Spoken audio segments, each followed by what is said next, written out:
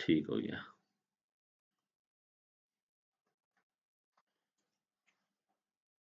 सो kelvin ने क्या propose किया, क्योंकि remember we were interested in that maximum possible efficiency. अच्छा, और ये एफिशिएंसी जी जो हम बात करते हैं तो ये आपको हमेशा याद रहना चाहिए कि we are talking about thermal efficiency. Okay, मैं इधर से लिख लेता हूँ thermal, which means that we are talking about the thermal efficiency of a power cycle. इस का ये मतलब नहीं है कि आप कोई और डिवाइस उठा लें, फॉर एग्जांपल आप कोई इलेक्ट्रॉनिक एम्पलीफायर उठा लें जिस साइकिल में ना चलता हो, और या पावर साइकिल ही ना हो, या साइकिल में ही ना चलता हो, उसमें एफिशिएंसी जो है 90% 95% आराम से हो सकती है। यहाँ पे हम बात कर रहे हैं thermal efficiency of A power cycle, ठीक है, जिसने वर्क प्रोड्यूस करना है। So because this was equal to 1 minus Q cold divided by Q hot, and this will be maximum only if we have a reversible cycle. क्योंकि हमें पता है कि रिवर्सिबल में ये पॉसिबल नहीं है, मैक्सिमम भी पॉसिबल नहीं है। रिवर्सिबल साइकिल यहाँ पे आपको लिखना पड़ेगा, ठीक है ना, because for all the irreversible cycles the efficiency will be less than this. So for any other cycle अगर मैं उसको mu कह दूं, eta is 1 minus q over qh, और यहाँ पे मैं लिख दूं नॉन रिवर्सिबल या irreversible cycle. So it is very clear that this will be less than the maximum. ये डिस्कशन तो हो गई थी ना।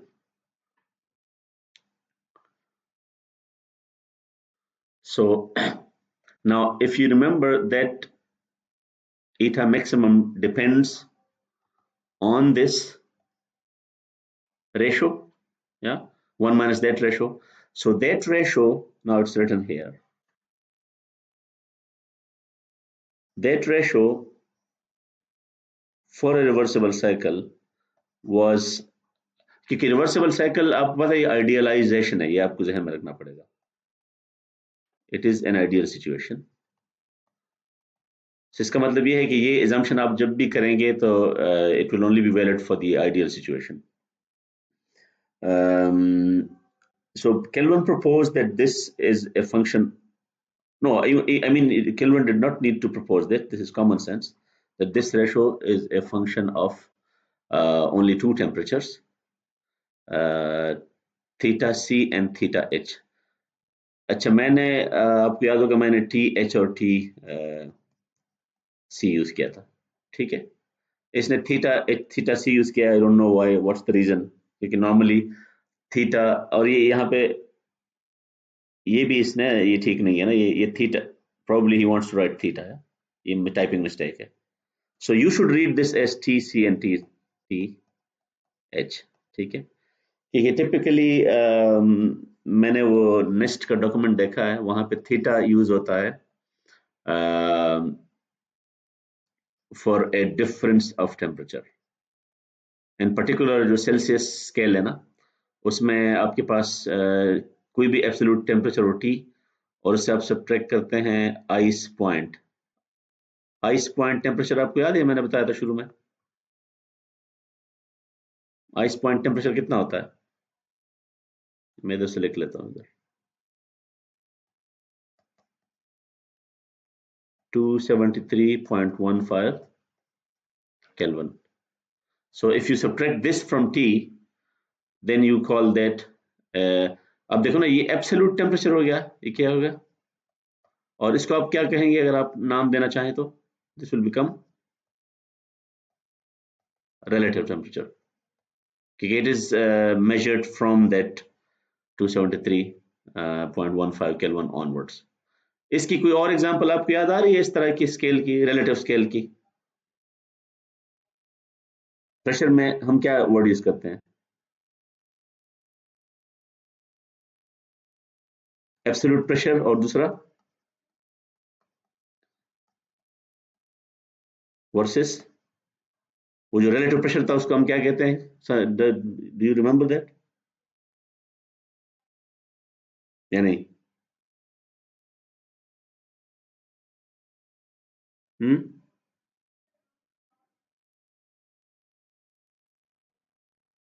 किसी को भी याद नहीं आ रहा? रिलेटिव जो pressure, when we define pressure relative to atmospheric pressure,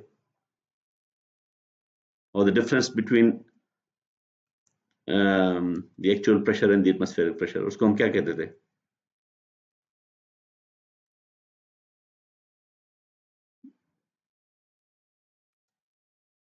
उसको कहते थे, if you remember, gauge pressure. ठीक है, गेज आप लिखते हैं GAUGE, लेकिन इसको गेज प्रेशर कहते हैं। ठीक है ना? सो गेज प्रेशर अगर मैं लिखूंगा तो कैसे लिखूंगा कि दैट विल बी PG, अगर मैं इसको इधर लिख दूं, G for gauge, PG is P minus P atmosphere.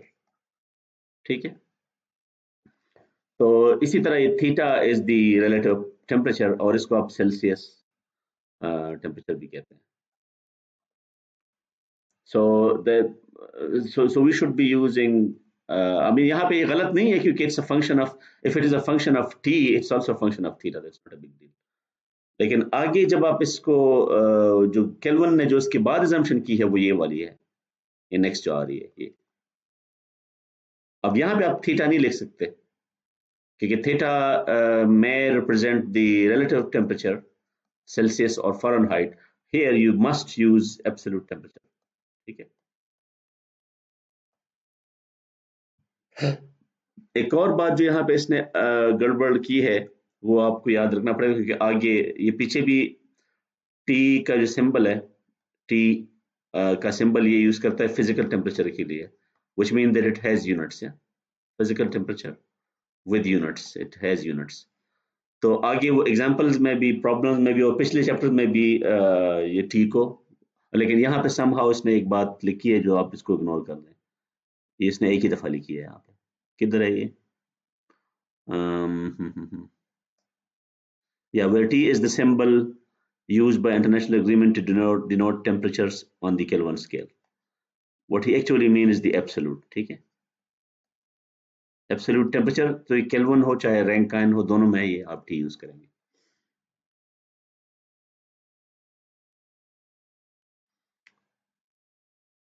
अच्छा, इसको आप कैसे जस्टिफाई करेंगे? केल्विन ने इसकी जस्टिफिकेशन कोई नहीं दी। If I ask you, how would you justify this? Hmm?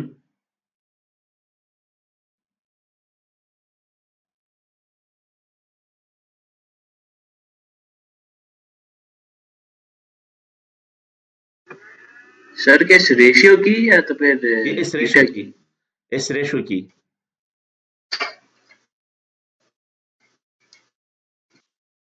Kelvin ने असल में जस्टिफाई इनडायरेक्टली किया है बाय calling it a, क्योंकि this was the first time that he came up with this scale, temperature scale.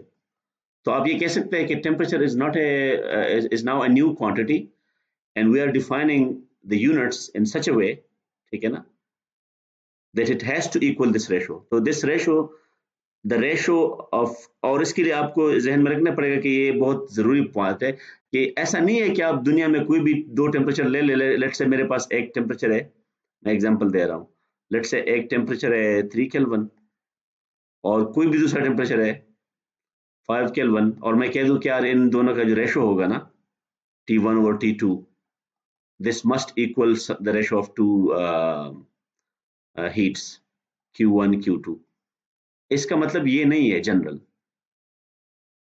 तो when does this ratio hold? Condition क्या है बताएं?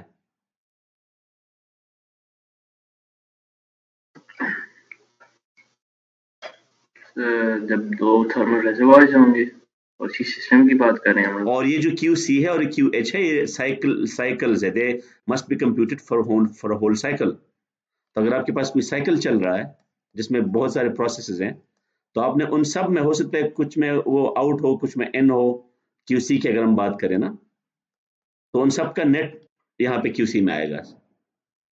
समझ आ गई ना बात? इसी तरह QH जो है वो उन सब का नेट होगा, किसी में इन होगा किसी में आउट होगा। ठीक है, and this Tc and this Th are the temperature of the reservoir, which are not supposed to change. So Tc is not supposed to change, Th is not supposed to change during that transfer. यहाँ पे ऐसी बात आप नहीं कर रहे हैं, तो ये बहुत एक specific चीज है, and that's why it can be accepted as a definition of the temperature scale.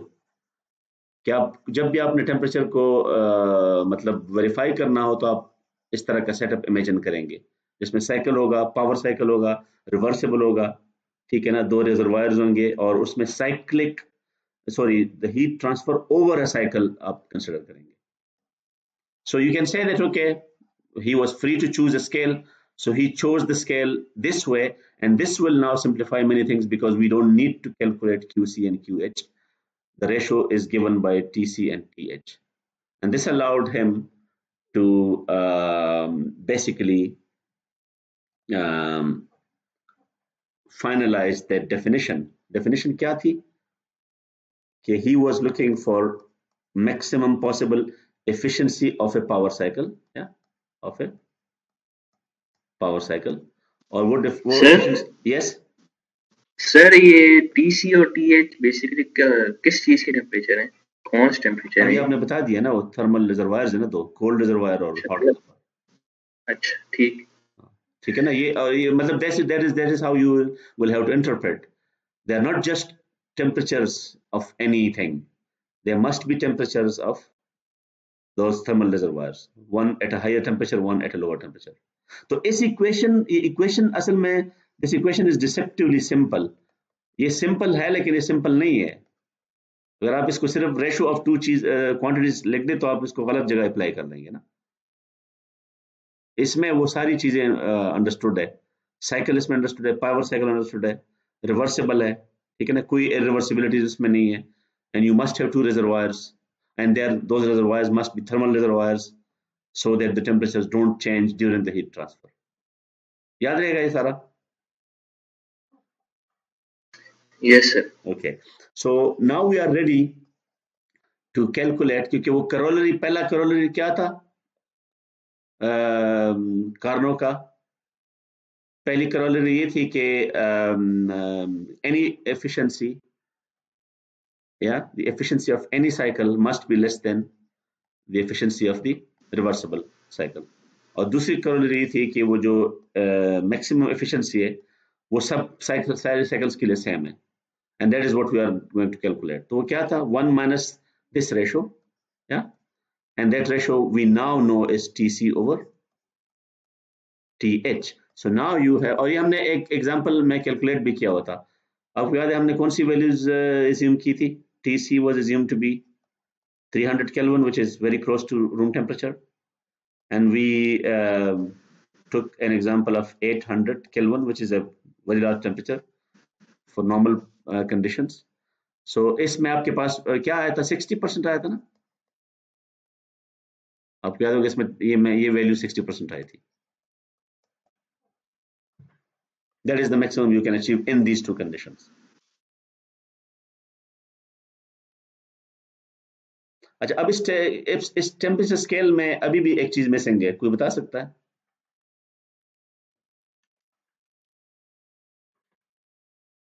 इसमें क्या मिसिंग है या क्या इनकम्प्लीट है अभी?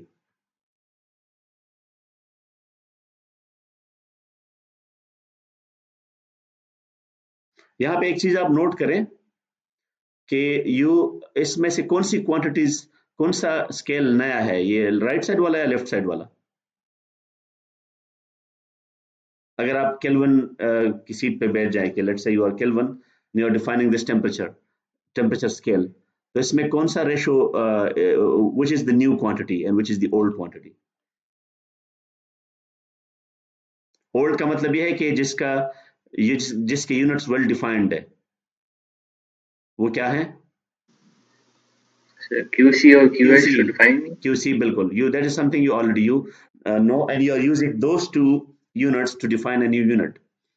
तो इसका मतलब यह है कि इस फॉर्मूले से आप किसी भी दो टेम्परेचर्स का जो है ना रेशियो कैलकुलेट कर सकते हैं अगर वो साइक्लिक वाले हों तो. लेकिन अगर आपको एक टेम्परेचर चाहिए फिर आप क्या करेंगे? फिर तो आप इन दोनों में से एक को रेफरेंस को इज्यूम करना पड़ेगा ना, ठीक है। तो वो रेफरेंस लोगों ने क्या किया उस टाइम पे, केल्विन, मुझे अभी याद नहीं है कि केल्विन ने खुद किया है, बाकी लोगों ने किया, but he took TC to be a reference so that you define the absolute scale. और वो रेफरेंस क्या था? That was the reference, um, the triple point. Triple point याद है आपको ना? ट्रिपल पॉइंट ऑफ वाटर, ठीक है। yes, उसका अपना स्पेसिफिक कंडीशन होता है, एक स्पेसिफिक प्रेशर, एक specific temperature and so on. तो उसको, because you are defining Kelvin for the first time, so you can assign an arbitrary value to that point.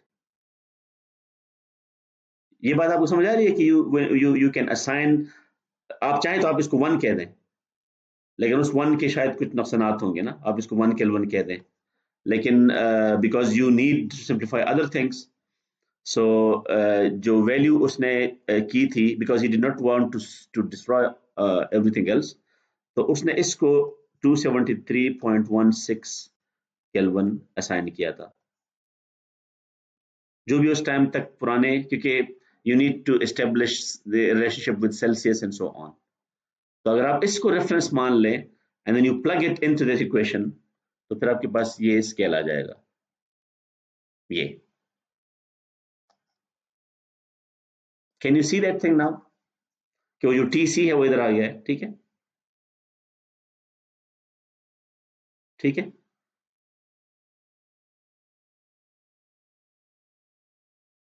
अब इस इक्वेशन में एक अभी भी एक चीज गड़बड़ है, वो बताएं क्या है वो मैंने थोड़ी देर पहले आपको हिंट किया था।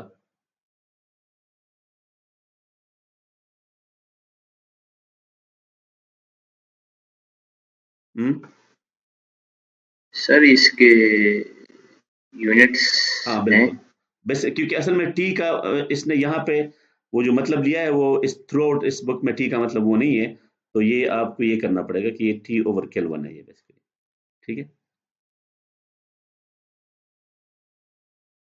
That's how you can fix this equation now.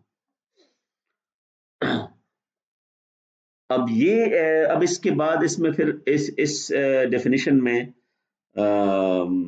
मसले आना शुरू हो गए, तो फिर उन्होंने आगे जो है ना, ये हिस्टोरिकली में ये this based on this you can design a thermometer, ये मैं स्किप कर रहा हूँ, ठीक है। और फिर पता चला कि ये जो वाटर का ट्रिपल पॉइंट है, इसको एस्टेब्लिश करना इतना आसान नहीं है, and you can not represent all these possible values of temperature. तो ये जो इंटरनेशनल टेम्परेचर स्केल है, उसमें बहुत सारी चीज़ें करनी पड़ी, अलग अलग इसमें सब्सटेंसेस ऐड करने पड़े। अब मतलब अगर आप टेम्परेचर के सारे पॉसिबल स्केल्स देखें ना, 0 kelvin and 1 kelvin and so on, तो पता चलता है कि कुछ रीजन में ये जो वाटर है ये रेलेवेंट है, लेकिन कुछ रीजन में आपको हेलियम देखना करना पड़ता है, फिर ये बाकी मटेरियल्स, लेकिन इट वाज अ मेस, और ये बहुत सारा ये हिस्ट्री बन गई है। और इस बुक में ये अभी भी मेंशन्ड है, लेकिन मैं आपको बताऊं कि आप इसको इग्नोर करें, क्योंकि सारा मटेरियल ऑब्सोलीट हो चुका है। जितना भी यहाँ तक है ना 5.9 से पहले ये जो मटेरियल है, ये कौन सा पेज है? ये टेबल, दिस इज 166, तो पेज 166 पे जो टेबल है ये, और 167 पे ये सारा, this is all obsolete, and this equation is also obsolete, this is also obsolete.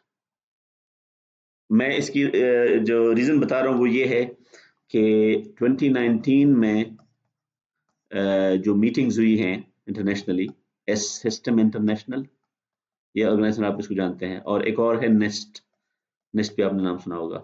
इसी तरह ISO स्टैंडर्ड्स है ना, you must have heard these names. They agreed that we don't need to go for this definition.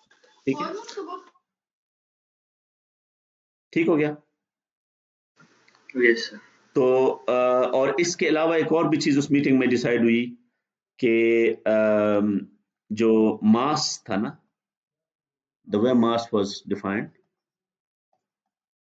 1 kilogram, that was defined based on some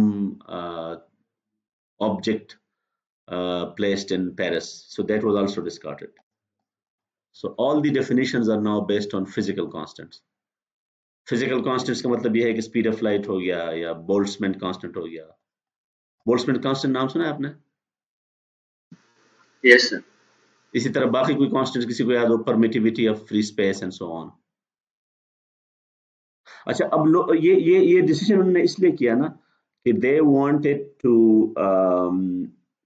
increase the accuracy of these constants, yeah, and when you can measure something as accurate as required by some standards, तो उसके बाद आप इनको actual value assign करना शुरू कर देते हैं, ठीक है ना। जिस तरह c की जो वैल्यू है, आपको याद होगा c की क्या कोई बहुत अजीब सी वैल्यू है, कोई 229 इस तरह की कोई वैल्यू आ रही है ना। सर अगर मास को डिस्कार्ड कर दी तो हम इस्तेमाल क्या करेंगे? नहीं अभी मैं बता रहा हूँ ना, वो उसको डिस्कार्ड करने का मतलब ये था कि यार मेरी क्लास हो रही है। अच्छा नहीं, वो क्या पूछ रहे हैं?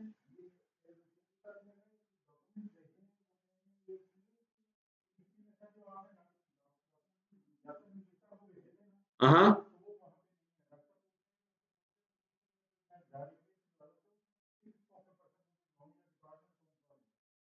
अच्छा, डिपार्टमेंट कौन सा होगा? ये तो असल में प्रॉब्लम ये है कि ये उस एप्लीकेशन में नहीं लिखा हुआ।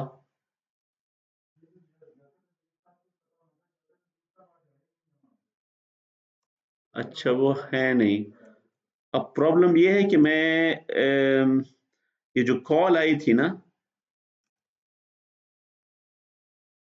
उस कॉल में उन्होंने कोई एड्रेस नहीं दिया था। मैं भी चेक करता हूँ, अगर मुझे मिल जाए तो मैं इसी से नोट कर लेता हूँ।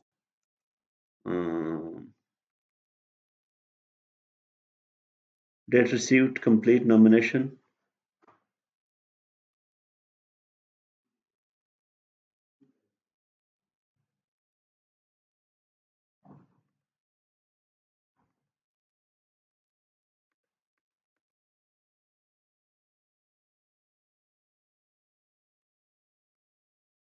अच्छा,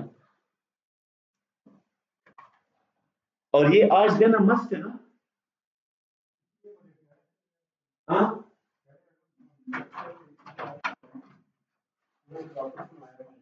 अच्छा, तो फिर जो उसी में बैठे हैं।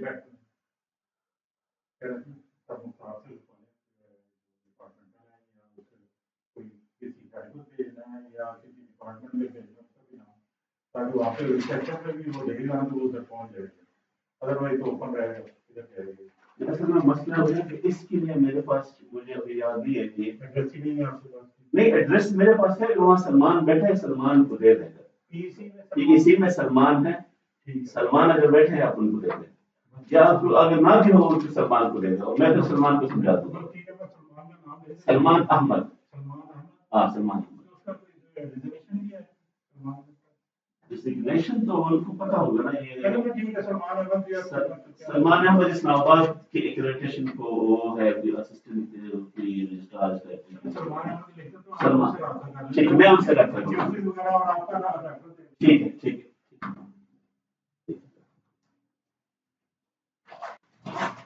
मेरा उसमें बेशक लिख दे के उसने भेजा है, ठीक है। अच्छा, ये क्वेश्चन क्या था आप लोगों का कि ये मास को हम डिस्कार्ड कर रहे हैं? यस इसमें नहीं, ऐसा नहीं है। उसमें आपको याद है कितने यूनिट्स थे? एसआई में 7 यूनिट्स थे ना? Yes sir. तो उसमें सारी यूनिट शुरू में हिस्टोरिकली क्या था कि वो किसी चीज से जुड़े हुए थे, या वाटर का। अभी देखो ना, ये triple point of water, you are attaching it to some experiment, और फिर वो मास और कुल लेंथ का भी था। तो अब ये यूनिवर्सल नहीं है, क्योंकि अब वो कोई भी जाके वो पेरिस में नहीं जा सकता कि वो कहता है कि आप अपना वो रखेंगे वो उससे डिफरेंट होगा। There are so many things. तो ये जो साइंटिफिक कम्युनिटी ने फिर ये किया कि उन्होंने जो कांस्टेंट्स है ना, फिजिकल कांस्टेंट्स, जिस तरह सी है या ये वाला कांस्टेंट है या बोल्टमेंट्स, इनकी जो भी मेजरमेंट्स है वो यूनिवर्सल है, वो आपको पता है कि उस कांस्टेंट को मेजर करने के लिए क्या क्या चाहिए, ठीक है। तो जी उनकी वैल्यूज जी अगर आप एग्जैक्ट, अच्छा, और फिर एक एक्यूरेसी है, मुझे अब याद नहीं है कितनी है, लेकिन लेट्स लेट्स से 10, जो एरर है, measurement error, let's say it's 10 to the power -20, मुझे अब एग्जैक्ट याद नहीं है, मैं ऐसे स्पेकुलेट कर रहा हूँ, सम वेरी स्मॉल एरर, अगर आपका एरर उससे कम हो जाए ना, तो वो फिर क्या कर लेते हैं कि वो उस चीज को एग्जैक्ट वैल्यू असाइन कर लेते हैं, सो दैट आपको मेजर ही ना करना पड़े फिर बार बार। तो अभी कोई अभी सर्च करके मुझे बता सकता है कि सी की वैल्यू क्या है, ये फिर मैं आपको समझ आ जाएगी कि मैं क्या कहना चाहता हूँ, कोई भी सर्च करके मुझे बता दे। वो 2 से शुरू होता है ना, 2, या मैं बल्कि सर्च करता हूँ उधर, आ जाएगा मुझे।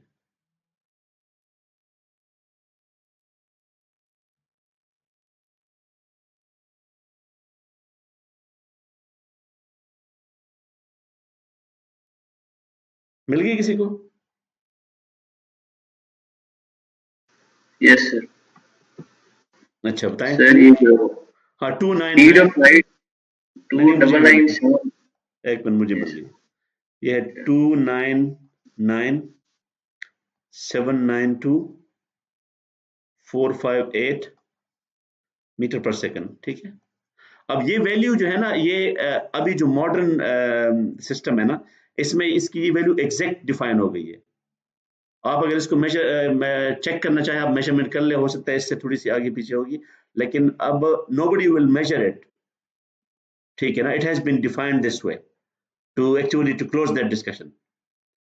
तो इसी तरह ये जो बोल्ट्जमैन कांस्टेंट है ना, इस मीटिंग में बोल्ट्जमैन कांस्टेंट की जो के बी अगर आप लिख दें, उसकी वैल्यू एग्जैक्ट उन्होंने डिफाइन कर दी। उसकी वजह यह है कि उसकी इतनी एक्यूरेट वैल्यू मिल गई कि उसको फिर एग्जैक्ट डिफाइन करना पड़ा, and then everything else like temperature, mass, everything can be defined in terms of this. तो वो कोई ना कोई मैथमेटिकल फार्मूला आपको मिल जाएगा, जिसमें आपके पास अगर इसकी मेजरमेंट है के बी की, सो वो किलोग्राम किलोग्राम उस में डिफाइंड हो जाएगा। ये बात समझ आ गई? और यस। वो सारा मैथ हमें जाने की जरूरत नहीं है, मतलब मुझे सिर्फ ये याद है कि के बी और टी जो है ना, टी अगर इसको मल्टीप्लाई करें टेम्परेचर को, so this gives you energy, और हमें पता है कि एनर्जी का यूनिट क्या है, ठीक है। सो टी टी का यूनिट होगा, that will be the joule divided by the unit of Boltzmann constant. So अब इसलिए मैं कह रहा हूँ कि ये जो पार्ट है, ये आप इसको स्किप कर दें, ठीक है ना, you don't need to understand this, क्योंकि ये सारी हिस्ट्री बन चुकी है, साल से ज्यादा हो गया इसको। We need to get back to our original problem, और वो ये है कि we now will revisit that maximum performance measure, ठीक है, मैक्सिमम परफॉर्मेंस मेजर, जो कि कभी एफिशिएंसी होता है, कभी क्या होता है, कोएफिशिएंट्स ऑफ परफॉर्मेंस होता है, and so on, for cycles operating between two reservoirs, ठीक है। तो अभी मैंने ऑलरेडी कर दिया था ये, ठीक है, ये वाला, that's the maximum efficiency between two reservoirs with these temperatures.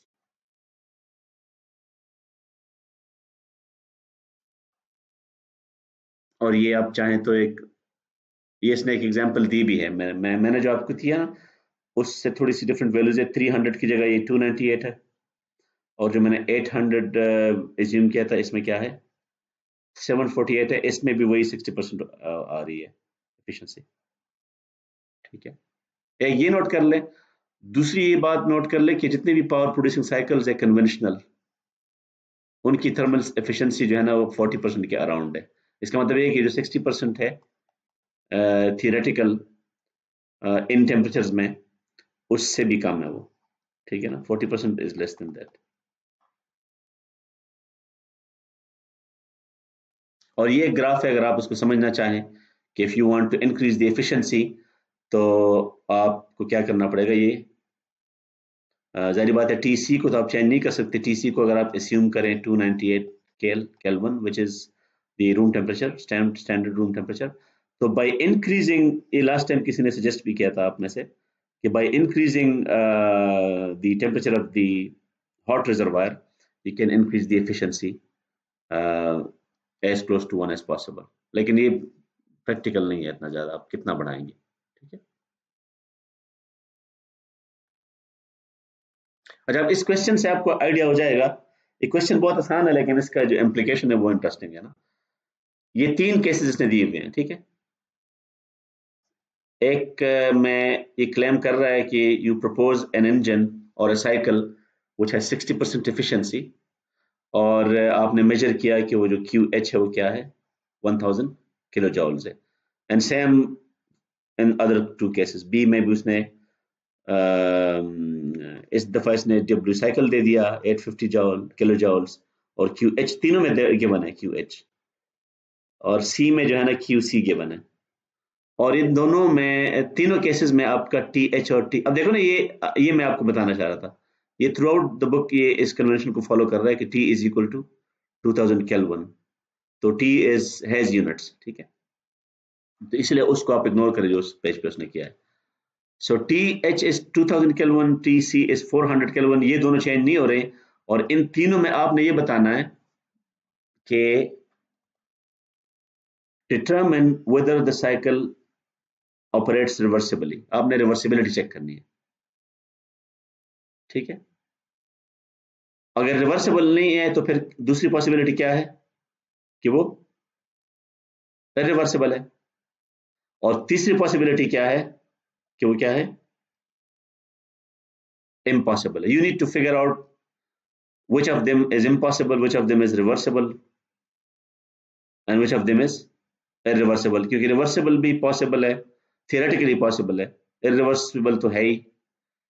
तो आप गेस कर सकते हैं कि इसको कैसे चेक करेंगे, तरीका स्कीम क्या होगा, लेट्स से फर्स्ट को कैसे चेक करेंगे इसको, एनी आइडिया, इस सोल्यूशन को ना देखें, ठीक है। इस फर्स्ट पार्ट को ये चेक करना कि ये रिवर्सिबल है या नहीं है, या ये पॉसिबल है या नहीं है, तरीका क्या होगा।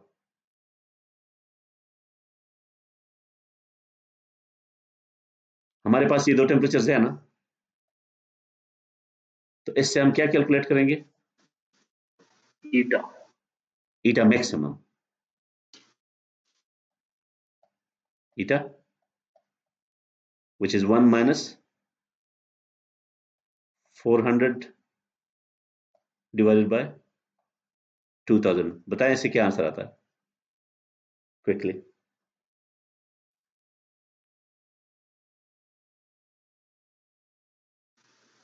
मैं 100 नीचे दिया, 80% आता है, 80%। Yes sir. 80% आता है, अच्छा 80% आता है, ये मैक्सिमम है, ठीक है। और जो एक्चुअल एफिशिएंसी का फार्मूला क्या है, 1 minus Q H over Q C, ठीक है।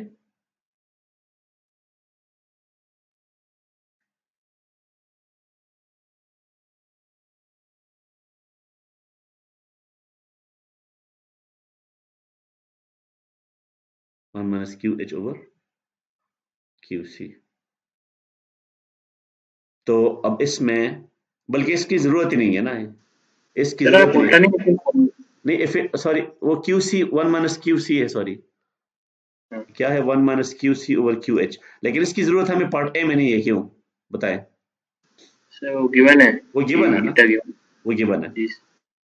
तो अगर ये 60% है और 60% इससे कम है, तो इसका क्या मतलब है कि उन तीनों में कौन सा केस है, आप बताएं।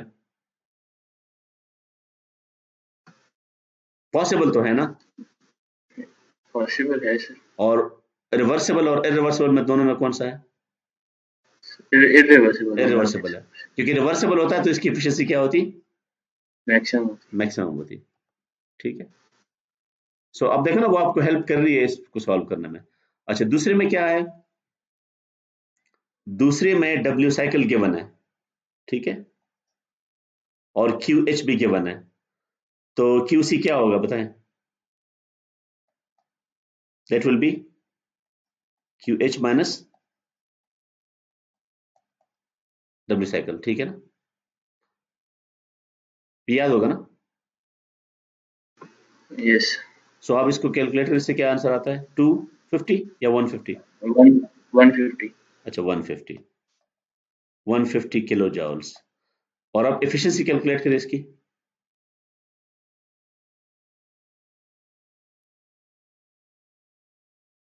बल्कि इसकी 85। बल्कि इसकी जरूरत भी नहीं है। एफिशिएंसी तो आप डायरेक्ट भी कैलकुलेट कर सकते हैं। ये डब्ल्यू साइकिल,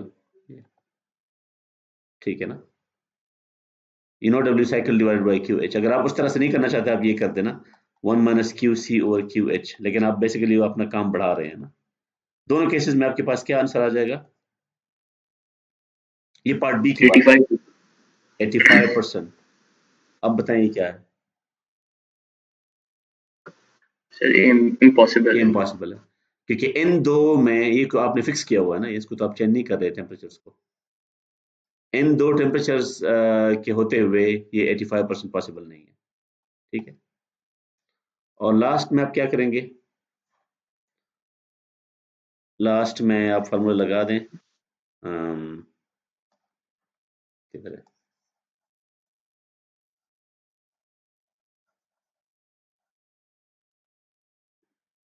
इसकी जो एफिशिएंसी है वो क्या है, 1 minus Q C over Q H, हमें पता है।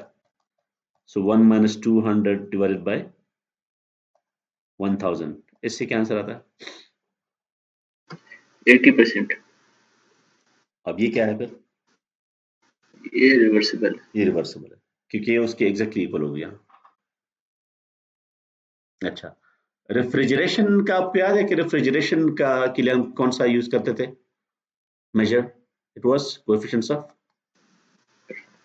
परफॉर्मेंस फॉर रेफ्रिजरेशन, और उसको हम बीटा कहते थे। डेफिनेशन उसका क्या था? क्योंकि रेफ्रिजरेशन में इनपुट आप क्या देते हैं, डब्ल्यू साइकिल, डब्ल्यू। और वहां पे उसका पर्पस क्या होता है, कूलिंग उसका पर्पस होता है ना। Yes sir. So you have to take that QC is your goal. आपने आपने ज्यादा से ज्यादा जो हीट ट्रांसफर है ना, वो कोल्ड रिजर्वायर में करना है, ताकि वो और मजीद ठंडा हो जाए। ये ऐसा है ना,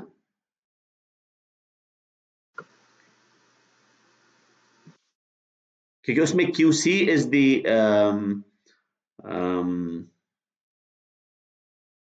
हीट ट्रांसफर,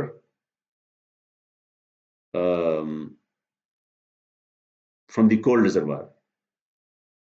मुझे समहाउ याद नहीं आ रहा कि क्या ये beta was this the definition, तो चेक कर लेते हैं।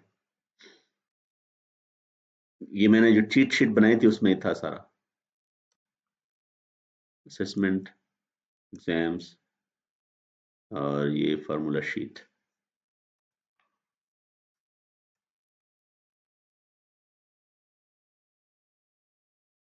It was Q N over W cycle. तो क्यू एन क्या होगा? शायद क्यू एच ना हो। Q N will be C, it will not be QH।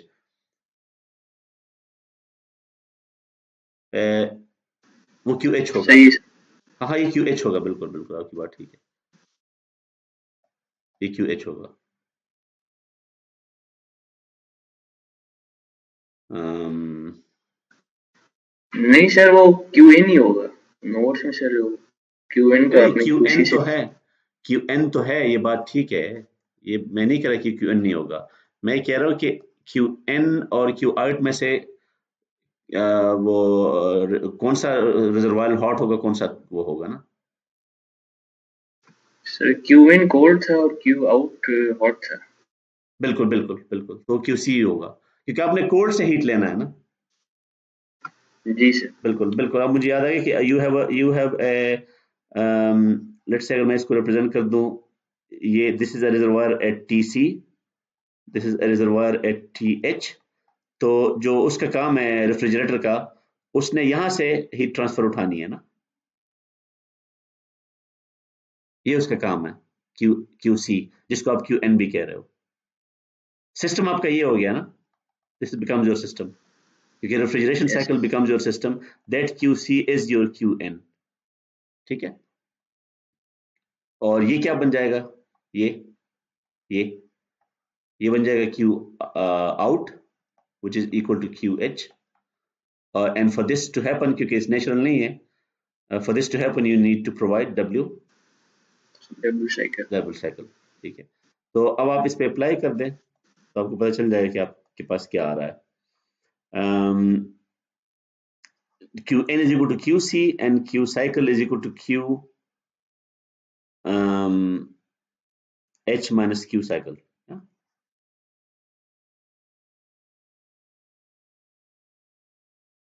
ठीक है, Yes, and if you divide both by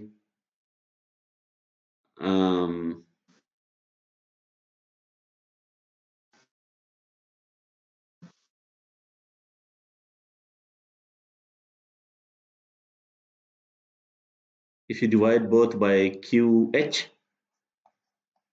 yeah? QH, तो क्या बन जाएगा? Will you get something like that? और ये बीटा मैक्स होगा क्योंकि हम वो रिवर्सिबल कर रहे हैं ना, ये फार्मूला रिवर्सिबल का है, ये फार्मूला रिवर्सिबल का नहीं है, यहाँ तक अभी तक रिवर्सिबल नहीं है, लेकिन when we replace this QC over QH by TC over TH, अब हम assume कर रहे हैं क्या, यहाँ तक कोई assumption नहीं थी, ठीक, क्योंकि ये तो स्टैंडर्ड डेफिनेशन था. yes, It was 1 minus TC over TH, और अगर आप अभी इसको दोबारा मल्टीप्लाई कर दे TH से तो you get TC over TH minus TC. ठीक है, that's what you get. इसका मतलब ये है कि जो COP है रेफ्रिजरेशन का, उसकी भी एक अपर वैल्यू होगी. आपको याद है उसमें it could be infinitely large, लेकिन अब ये इन्फिनिटली लार्ज नहीं हो सकता. ठीक है, there will be an upper value depending on TC and TH. और इसी तरह आप गैमा भी कर सकते हैं, गैमा मैक्सिमम. गैमा मैक्सिमम मुझे लगता है कि denominator will not change, the numerator will change to TH. ये आप खुद चेक yes, कर सकते हैं. That is something you can derive yourself. तो ये एक टिपिकल वे एग्जांपल में ये दिया हुआ है कि जो ये आप देख लें, ठीक है, ये रेफ्रिजरेशन साइकिल है. अब इसमें आपके पास ये सिस्टम आ गया, ये आपके पास सिस्टम आ गया, refrigeration cycle. This is the cold reservoir, this is the hot reservoir, and your job is to take thermal energy from cold, give it out to the surrounding, and this requires external work from the surrounding. ठीक है, और ये values plug करें तो आपके पास beta maximum की value क्या आ जाएगी, 9.9 फॉर दीज टेम्परेचर्स, जो 295 है और दूसरा क्या है 268 है.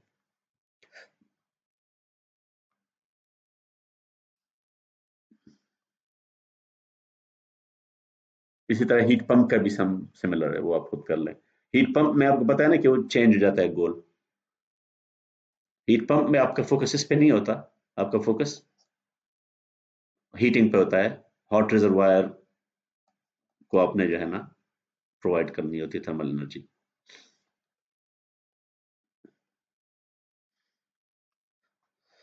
अच्छा, अब हमने 3 साइकिल्स डिस्कस किए, पावर साइकिल और रेफ्रिजरेशन और हीट पंप. इनमें से if we go for power cycle के लिए we established that the maximum efficiency is 1 minus TC over TH, and this formula was derived based on the assumption that you have a reversible cycle. ठीक है, लेकिन we did not provide any details of how that cycle will be implemented. अभी तक ये आपके सामने कोई जिक्र आया है कि वो साइकिल कैसे होगा, उसमें कौन सा लिक्विड यूज होगा, प्रोसेसेस क्या क्या होंगे, ये नहीं है ना अभी तक।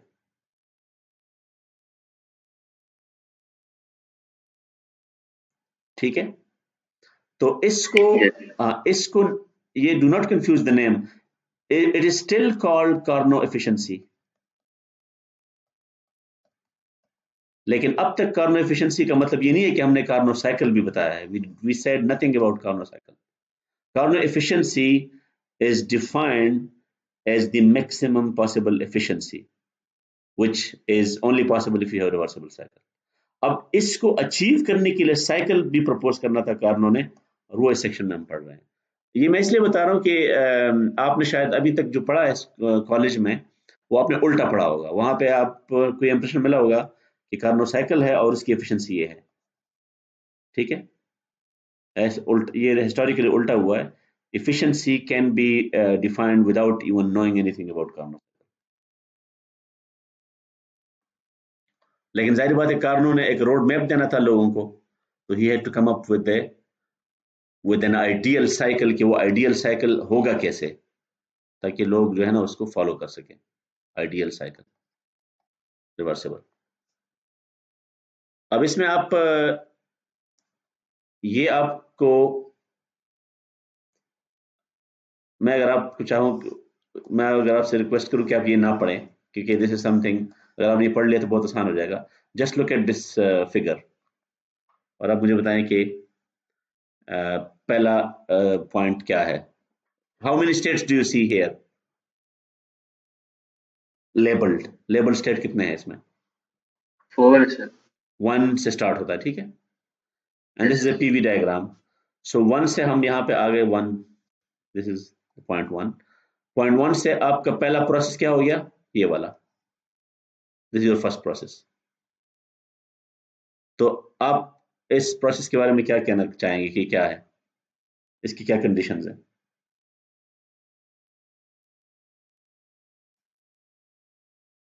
हम्म,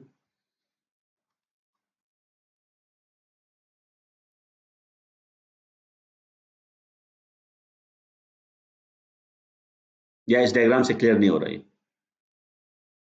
डायग्राम से क्लियर नहीं हो रहा ना ये, yes sir, तो ये फिर आप पढ़ लें कि, लेकिन कम से कम ये तो आप बता सकते हैं ना कि ये कंप्रेशन है,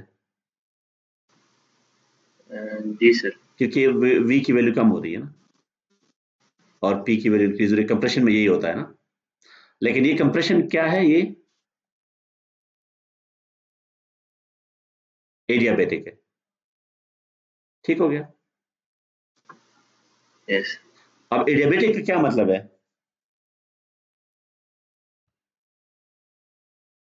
आपसे अगर मैं ये पूछ लूं कि ये कंप्रेशन एडियाबैटिक का मतलब ये है कि क्या चीज इसमें जीरो होगी,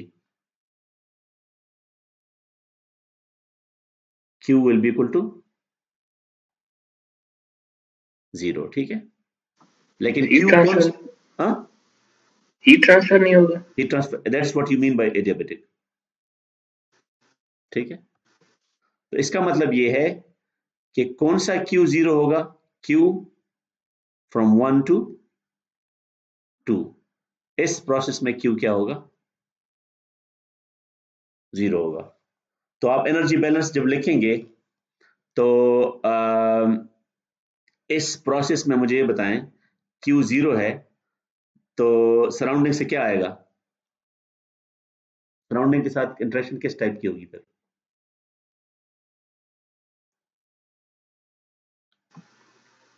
सर फिर वर्क इंटरेक्शन होगी, वर्क इंटरेक्शन होगी ना, ठीक है। yes, कंप्रेशन, आपको पता है कंप्रेशन एम्प्लाइज वर्क ना, yes, तो इसमें वर्क इंटरेक्शन हो रही है, और वर्क इंटरेक्शन फ्रॉम 1 टू 2 क्या है, वो क्या है, वो पॉजिटिव और नेगेटिव है, ये बताएं मुझे।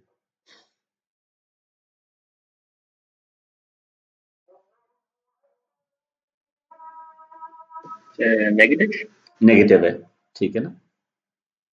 लेकिन आपको पता है कि हम यहाँ पे वो नेगेटिव पॉजिटिव के चक्कर में नहीं पढ़ना चाहते। We just want to say that work must be provided into the system, ठीक है। तो आप उसको ऐसे रिप्रेजेंट कर लें, ऐसे, इस work is provided from the surrounding, और एरो ऐसे कर लें कि इनटू द सिस्टम है, ठीक है। अच्छा, फ्रॉम 2 to 3 क्या है? अब डायग्राम देख के बताया, आपको इधर पढ़ने की जरूरत नहीं है।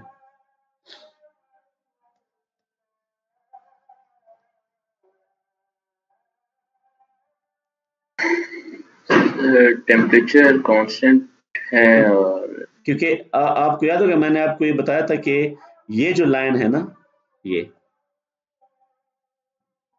ये लाइन वो सब्सटेंस की प्रॉपर्टी है, ठीक है। तो आप प्रोसेस आपका हो या ना हो, these are different properties. P और वी में यही रिलेशनशिप है, हमने चैप्टर 3 में यही पढ़ा है, ठीक है। चैप्टर 3 आपने बेसिकली क्या किया कि आपने ऐसे लाइन को फॉलो किया, प्रोसेस आपने ऐसे डिफाइन किया कि टेम्परेचर चेंज ना हो बस। तो इसको हम क्या कहेंगे, इसका नाम क्या होगा इस प्रोसेस का? आइसोथर्मल। आइसोथर्मल। तो इसमें क्या जीरो होगा? अच्छा, और आपने उस बल्कि इससे पहले हम जाए ना, इससे पहले हम चले जाएं, ये जो 1 to 2 में आपने मुझे ये नहीं बताया कि 1 to 2 में, ये तो आपने बता दिया कि Q 1 to 2 0 है और W 1 to 2 0 नहीं है, ठीक है। तो इस ये W ये वर्क किधर जाएगा ये बताएं जरा, इस 1 to 2 प्रोसेस में क्या होगा इसके साथ, सिस्टम के अंदर ही कैसे आएगा? You should know that already.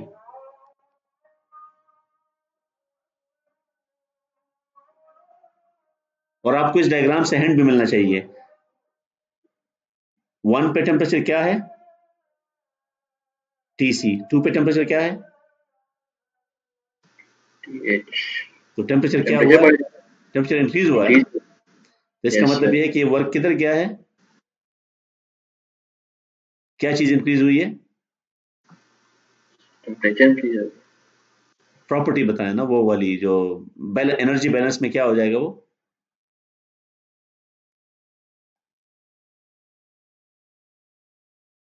ठीक है, दिस विल बी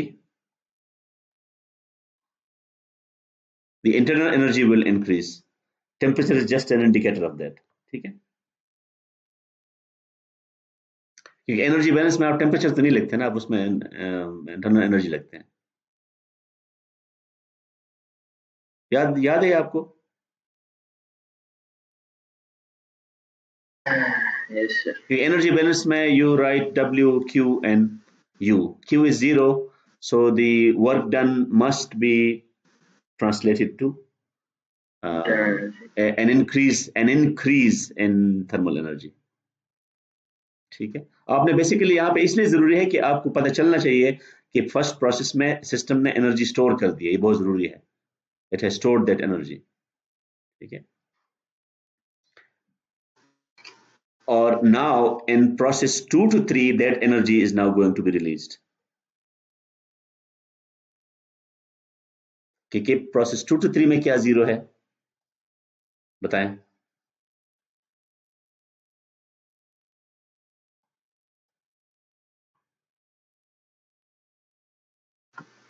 सर वही Q230 ही होगा इस केस में। इसमें जीरो नहीं होगा, ठीक है। तो इसमें क्या जीरो है मुझे बताएं ना, इसमें उन तीनों में से कोई भी चीज जीरो नहीं है, ठीक है।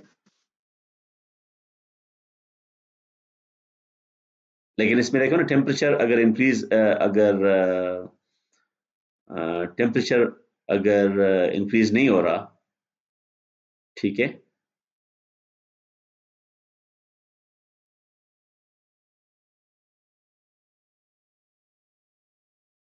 इसमें मुझे ये पहले बताएं कि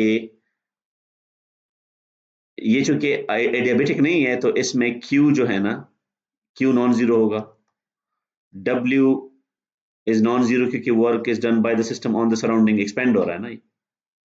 एक्सपेंशन में क्या होता है, इट्स एक्सपेंड्स थर्मली, ठीक है। तो इस दौरान मुझे आप ये बताएं कि टेम्परेचर चेंज नहीं हुआ, ठीक है। Temperature T2 is equal to T3 which is equal to TH। अगर टेम्परेचर चेंज नहीं हुआ तो, और अब एक और चीज भी देख लें कि ये टेम्परेचर किसका है, ये रिजर्वायर का है, किसका है?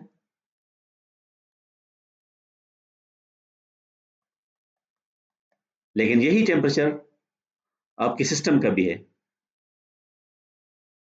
ये बात समझ आ रही? इन दोनों में बहुत कम डिफरेंस है, तो फिर ये क्यू कैसे पॉसिबल है? How is this possible? ये आपको क्वेश्चन समझ आ रहा है? No sir. यहाँ पे जो टी और टी है ना, they are labels given for the temperature of the reservoir. लेकिन ये जो डायग्राम है ये सिर्फ रिजर्वायर का नहीं है, ये तो सिस्टम का भी डायग्राम है ना। जिस यस सर। सब्सटेंस जिस सब्सटेंस को आप स्टेट 1 से स्टेट 2 में लेके जा रहे हैं, फिर 2 से 3 में लेके जा रहे हैं, तो उस सिस्टम का टेम्परेचर भी चेंज नहीं हो रहा, और वो वही टेम्परेचर है जो रिजर्वायर का टेम्परेचर है। जी तो सर। अब आपसे क्वेश्चन ये है कि अगर आपके पास सिस्टम का टेम्परेचर, मैं अगर इसको यहाँ पे रिप्रेजेंट कर दूं ना, कि मेरे पास ये रिजर्वायर है टी एच, और ये टी सी है, टी सी के साथ, और ये आपका सिस्टम है, ठीक है, ये आपका, इस सिस्टम ने टी सी के साथ इंटरेक्ट किया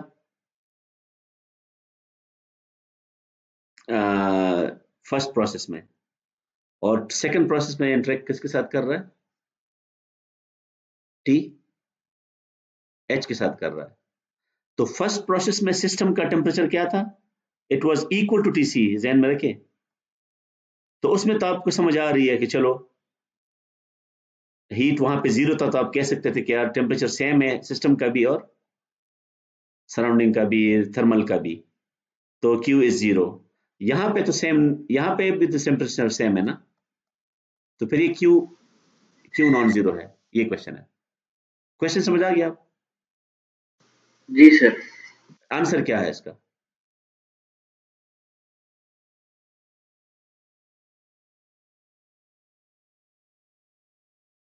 आपको वो डिस्कशन याद है, वो क्वाजी इक्विलिब्रियम वाली?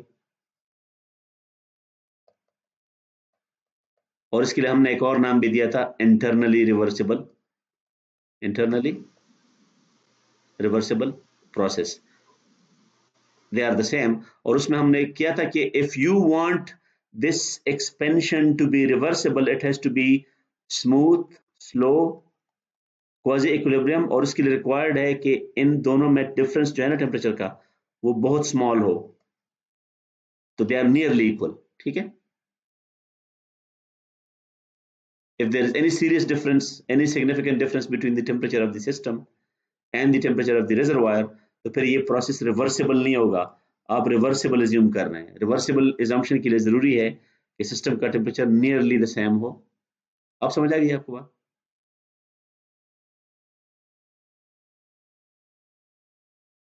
यस और नो?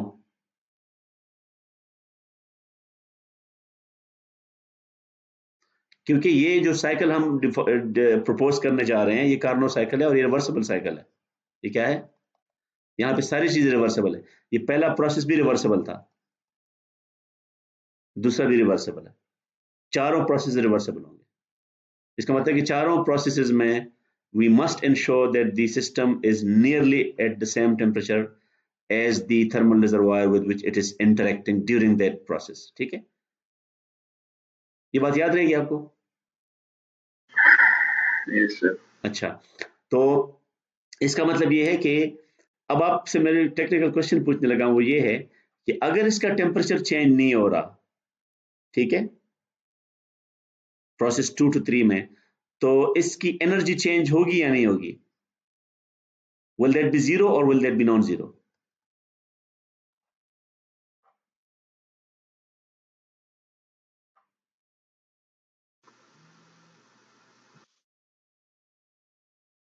हम्म?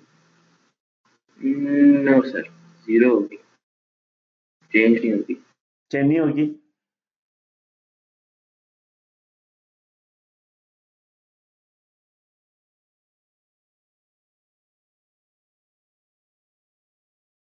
अगर एनर्जी नॉन जीरो होगी तो उसकी रीजन रीजन क्या होगी फिर?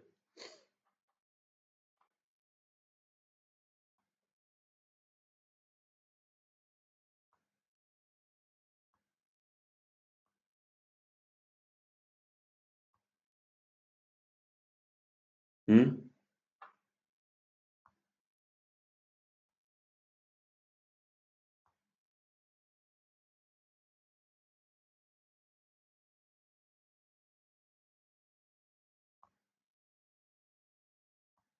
आपको कोई एग्जांपल याद है जिसमें आप एनर्जी चेंज कर सकते हैं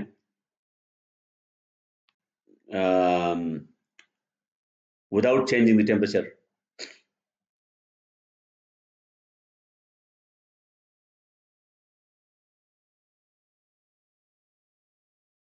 वो आप भूल गए चैप्टर 3? अगर ये फेस चेंज होता तो फेस चेंज में आपको पता है ना कि वो mixture, if you have a mixture in a thermal equilibrium where two phases are in thermal equilibrium, तो उसमें फिर पॉसिबल है कि you can still change the energy without changing the temperature, लेकिन वो यहाँ पे वो क्यों वो पॉसिबल नहीं है? क्योंकि उसके लिए क्या जरूरी है कि टेम्परेचर भी कांस्टेंट होगा और प्रेशर भी। Do you remember that? वो जो प्रेशर डोम हम करते थे ऐसे, इस पार्ट में क्या होता था? Pressure was constant and the temperature was constant and it was still जो फेज चेंज की जो एनर्जी आ रही थी वो थर्मल एनर्जी उसमें इंक्रीज हो रही थी, ठीक है। लेटेंट, जिसको आप लेटेंट हीट कहते हैं, यू रिमेंबर दैट नाउ? इसमें इसलिए पॉसिबल नहीं है कि इसमें प्रेशर चेंज हो रहा है ना, तो यहाँ पे आपने वो रूल आउट कर दिया कि वो इशू नहीं है, so it has to be zero, ठीक है। अच्छा, 3 to 4 में क्या हो रहा है?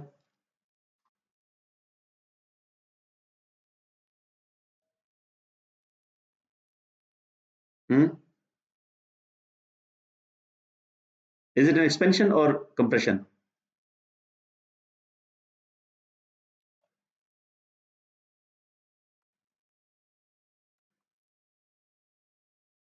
आवाज आ रही है आपको?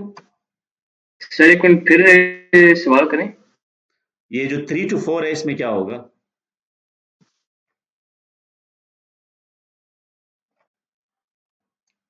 3 to 4 इज एक्सपेंशन, ठीक है। लेकिन एक्सपेंशन कौन सी एक्सपेंशन है? एडियाबेटिक, एडियाबेटिक, ठीक है। और इस दौरान इसका टेम्परेचर चेंज हो जाता है, ठीक है। यस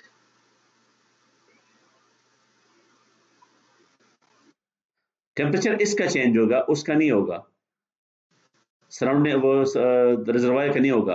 तो जो फर्स्ट प्रोसेस है 1 to 2, इसमें इसका सिस्टम का अपना टेम्परेचर चेंज हो गया है फ्रॉम TC to TH, जी ठीक है। तो उसकी शायद एक और रीजन भी है कि ये एडियाबेटिक की वजह से ये उससे डिस्कनेक्टेड है, मतलब it can not exchange thermal energy, तो इसका अपना टेम्परेचर इसलिए भी चेंज हो रहा है, हमने उसको उसके साथ फिक्स नहीं किया हुआ। और लास्ट में क्या है, फ्रॉम 4 to 1 ये साइकिल आपने कंप्लीट कर दिया, this is again a compression. और ये कौन सा कंप्रेशन है? आइजो आइसोथर्मल कंप्रेशन, ठीक हो गया। अब इस चारों प्रोसेस को अगर आप फिजिकली इमेजिन करना चाहते हैं तो इसकी ये स्टेजेस हैं। Can you now comment on why this is stage 1 to 2? क्योंकि ये क्या है, एडियाबेटिक है, इंसुलेटिंग आपने कर दिया, ठीक है। और ये वो वर्क डन है जो work transfer to the system हो गया, ठीक है, कंप्रेशन। ये जी 2 to सर 3, ठीक है।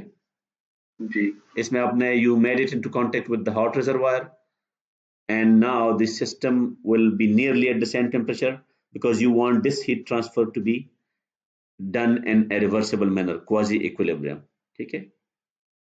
क्योंकि अगर सर आपने इसको डिफरेंस को ज्यादा कर दिया फिर प्रोसेस इक्विलिब्रियम नहीं रहेगा, आप कार्नो साइकिल की वो एफिशिएंसी को भूल जाए, आपको वही एफिशिएंसी चाहिए। फिर 3 to 4 में क्या सर है?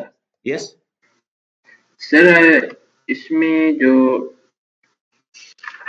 हम लोग हीट क्यू 2 to 3 0 इसलिए नहीं है क्योंकि हाँ ये ये QH है ना, हीट ट्रांसफर ये हॉट आपने हॉट रिजर्वायर के साथ उसको कनेक्ट कर दिया ना, उससे हीट ट्रांसफर हो रहा होता इस है पे हीट इसलिए ट्रांसफर मैं हो रहा है, उसको लेकिन वो heat transfer is between two temperatures which are nearly the same.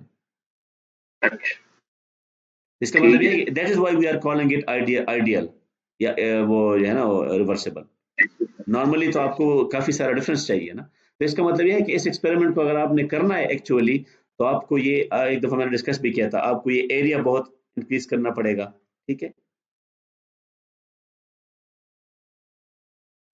और ये बहुत सारी और चीजें इस दौरान जो है ना आपने इंश्योर करना है कि हीट और ये बहुत टाइम कंज्यूमिंग होगा क्योंकि बहुत स्लो हो जाएगा ना. अगर आपके टेम्परेचर डिफरेंस आपका कम है, delta T is nearly zero, ये मैंने डिस्कस भी किया था, तो जो क्यू यस एच डॉट है वो क्या हो जाएगा, वो नियरली जीरो हो जाएगा. So it will take a lot of time, this process will take a lot of time to complete, but you are fine क्योंकि आइडियल है ना ये. जी 3 to 4 में फिर एडियाबेटिक हो गया. लेकिन अब इसका साइक्लिक नेचर आपको नजर आ रहा है कि एक एडियाबेटिक में कंप्रेशन हो रही है और दूसरी एडियाबेटिक में क्या हो रही है. एक्सपेंशन हो रही है तो अब you are going back to the original state. इसी तरह इसमें आप हॉट रिजर्वायर के साथ इंटरेक्ट करके heat transfer into the system है, तो दूसरे में क्या है, आउट ऑफ द सिस्टम है. तो this process basically this process undoes this process. जो 3 to 4 है वो 1 to 2 को अनडू करता है. ठीक है, यस सर नहीं 3 to 4 अनडू करता है 2 to 3 को, इसको करता है, और ये इसको करता है. ठीक है ना, अब इसको अगर गौर कर ले इस तरह कर ले. यस सर 3 to 4 तो अभी अगर मैं आपसे पूछ लूं कि इस साइकिल को आप देख लें, इस साइकिल में why do we say that it's a power cycle? Now you should be able to tell me that.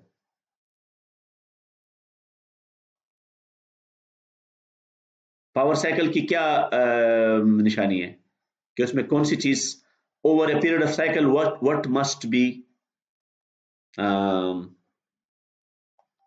obtained from this, ये हमने किस मकसद इसका क्या है.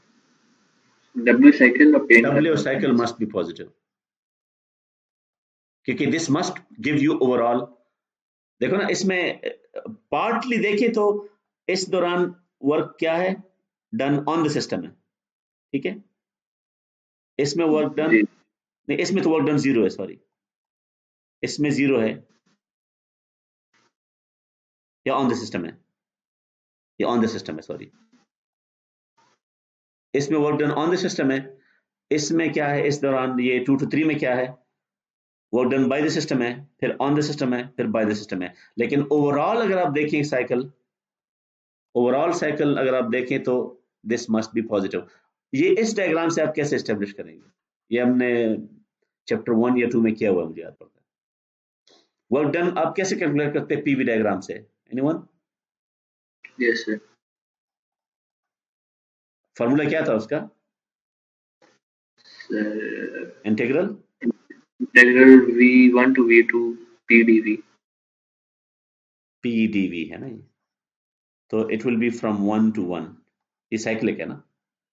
जी तो इट्स एक्चुअली इस तरह लिखना अजीब लगता है, बेसिकली आप ये लिखते हैं साइकिल. तो what you do is that you go from 1 to 2, then from 2 to 3, then from 3 to 4, and then from, so ये सारे इंटीग्रल्स आप ऐड करेंगे, that will give U W cycle, and that must be positive. तो वो इस diagram में किस चीज के इक्वल होगा, it will become equal to area this area under the curve, नहीं एरिया एनक्लोज्ड.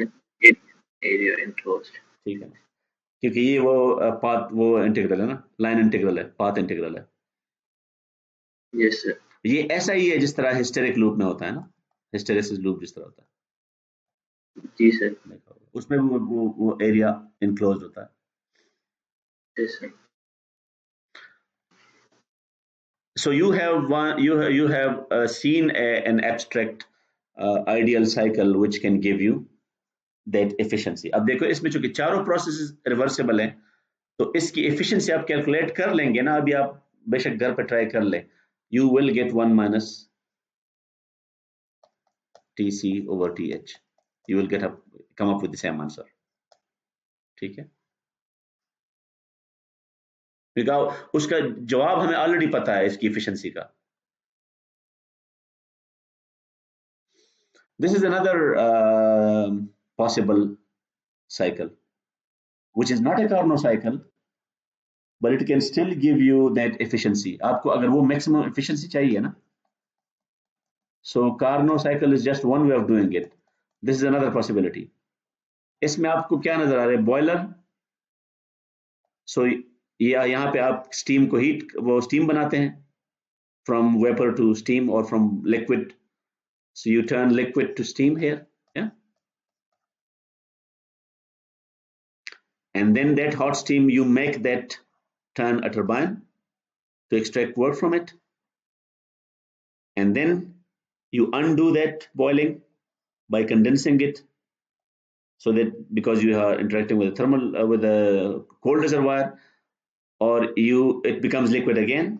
ठीक है, यहाँ पे वेपर है, यहाँ पे वेपर लिक्विड है, और लिक्विड को दोबारा जो है ना,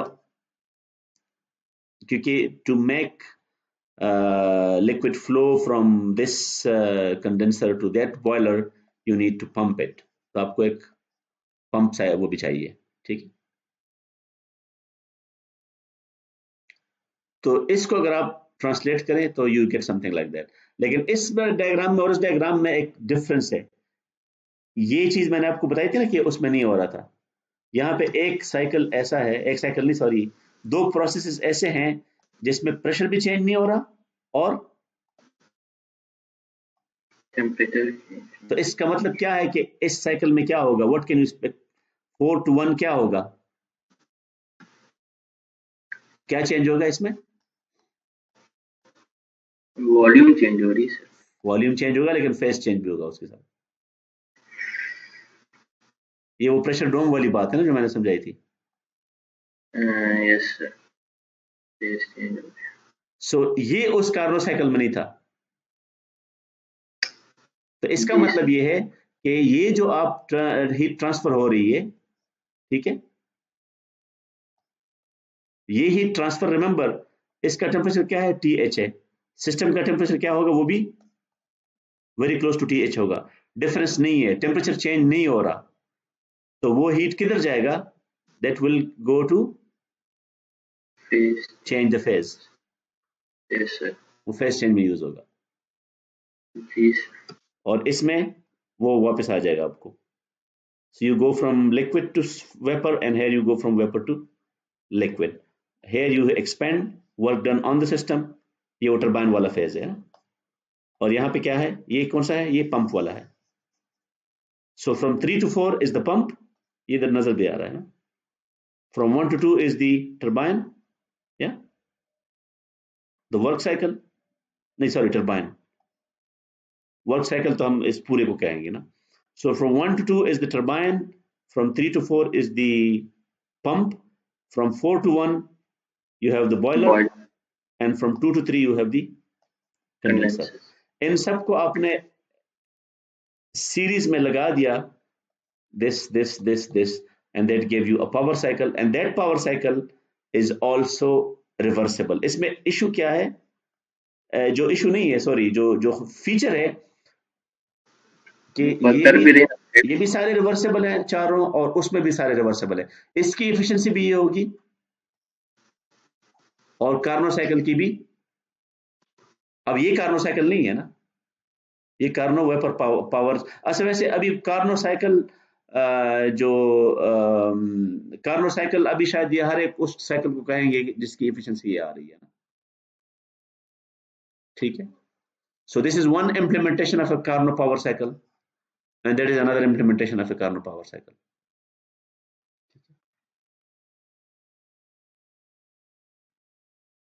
ठीक है, बात ये आगे जो 2 साइकिल जो हम बाद में पढ़ लेंगे इंशाल्लाह. ठीक, थैंक यू. कोई क्वेश्चन है तो आप पूछ लें.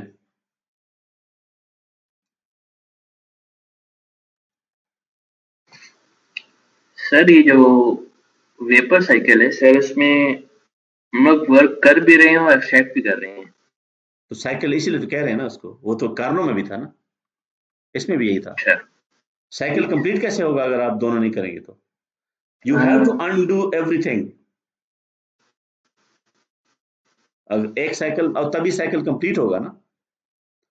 तो आप गाड़ी में अगर आप साइकिल तो आपको रिवर्सेबल ना भी हो फिर भी करना पड़ेगा। गाड़ी आपने चलानी है, गाड़ी में आपको ये चारों स्टेजेस मिलेंगे ना। जी सर। वो फ्यूल जब आप बर्न करते हैं तो वो क्या करेगा, वो इनमें से कौन सा स्टेज होगा बताएं, जब आप गाड़ी में फ्यूल बर्न करते हैं तो वो एनर्जी इस चारों में से किस को रिप्रेजेंट करेगी? सर वो आइसोथर्मल एक्सपेंशन होगी शायद।